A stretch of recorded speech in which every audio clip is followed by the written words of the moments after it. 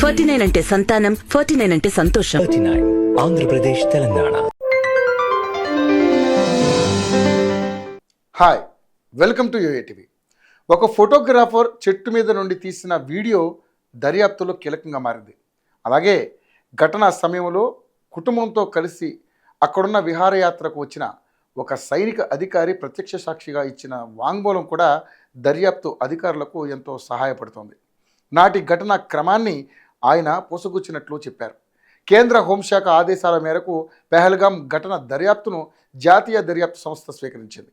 ఆదివారం జమ్మూలో కేసు నమోదు చేసి దర్యాప్తు ప్రారంభించింది. ఐజీ, డిఐజీ, ఎస్పీలతో ప్రత్యేక బృందాన్ని ఏర్పాటు చేసింది. ఘటన జరిగిన రోజు నుండే స్థానిక పోలీసులకు దర్యాప్తులో ఎంఐఏ బృందం పోలీసులు సహాయపడడం తెలిసిందే.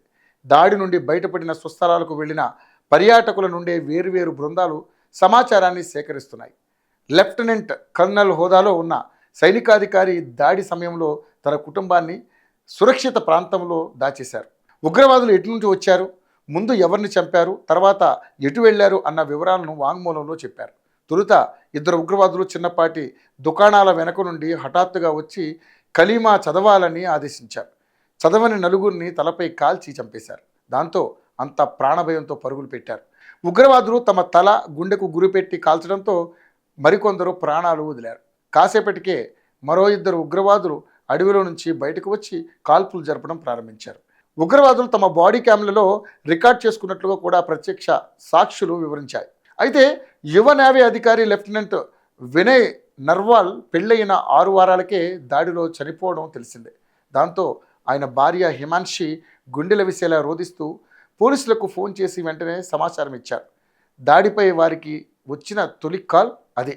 దాంతో పెహల్గాం పోలీసులు వెంటనే ఘటనా స్థలానికి చేరుకున్నారు. ఉగ్రవాదులు దాడికి దిగినప్పుడు అక్కడే ఉన్న స్థానిక ఫోటోగ్రాఫర్ ఒకరు ప్రాణభయంతో చెట్టెక్కి కొమ్మల్లో నక్కారు. అలా వారి కంటపడకుండా తప్పించుకున్నారు. కళ్ళెదుటే అమాయక పర్యాటకులపై విచక్షణారహితంగా కాల్పులు జరిపిన తీరుని కెమెరాలో బంధించారు. దాడి క్రమాన్ని స్పష్టంగా పట్టించిన ఆ వీడియో ఎన్ఐఏ దర్యాప్తులో కీలకంగా మారింది.